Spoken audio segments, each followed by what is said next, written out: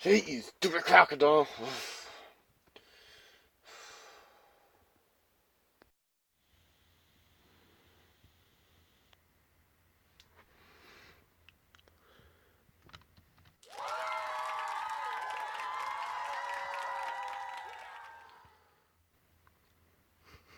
Yeah.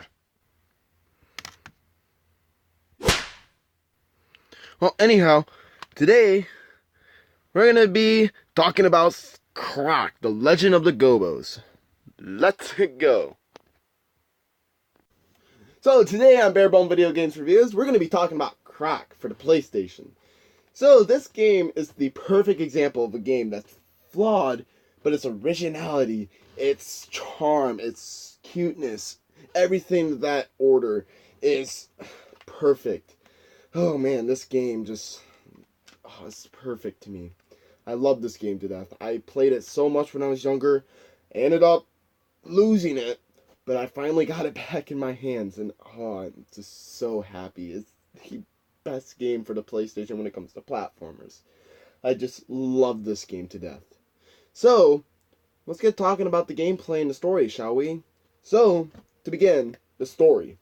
So, you're Croc, the crocodile, and the Gobbos, which are the brown creatures right here, end up finding him in a river. So they take him in as one of their own. So Croc grows, he learns the customs and all that. It's pretty cool. But then the evil guy, the evil magician Baron Dante, comes along and starts terrorizing the town. So he starts to take all the Gobbos away.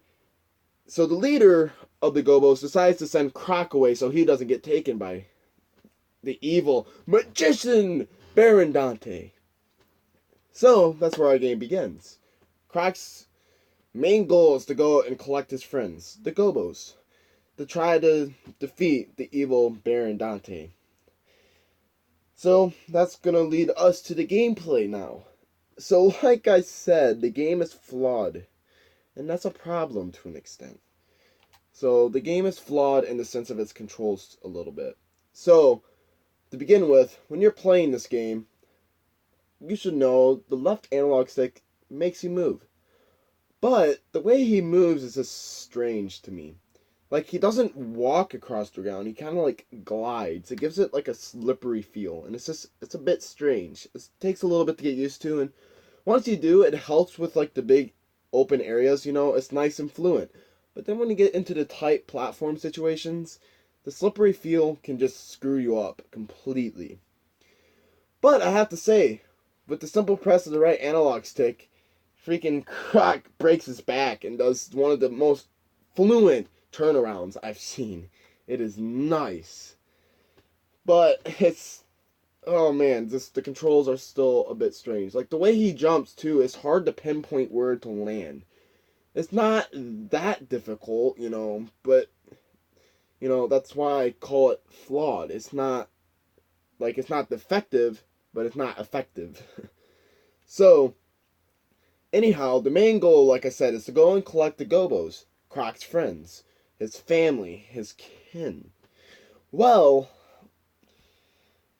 the problem with that is that they're not necessary.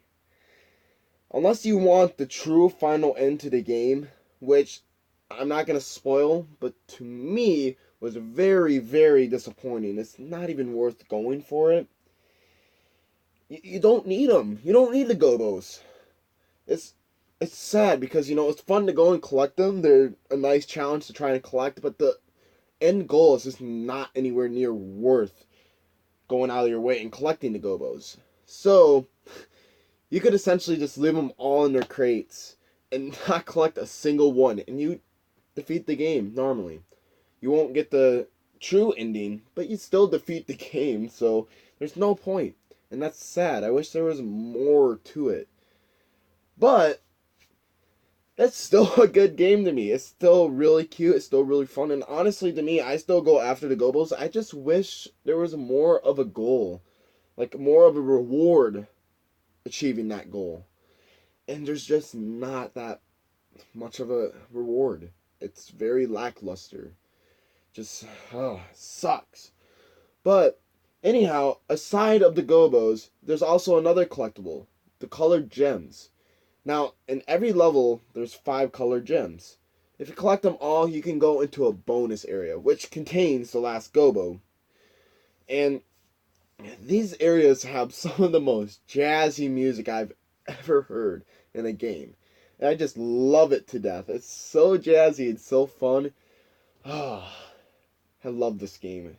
I just wish it wasn't as flawed as it is. It just stinks so much. But I still say, if you're collecting for the PlayStation and want a good platformer, I still say Croc, The Legend of the Gobbos is a pretty good game.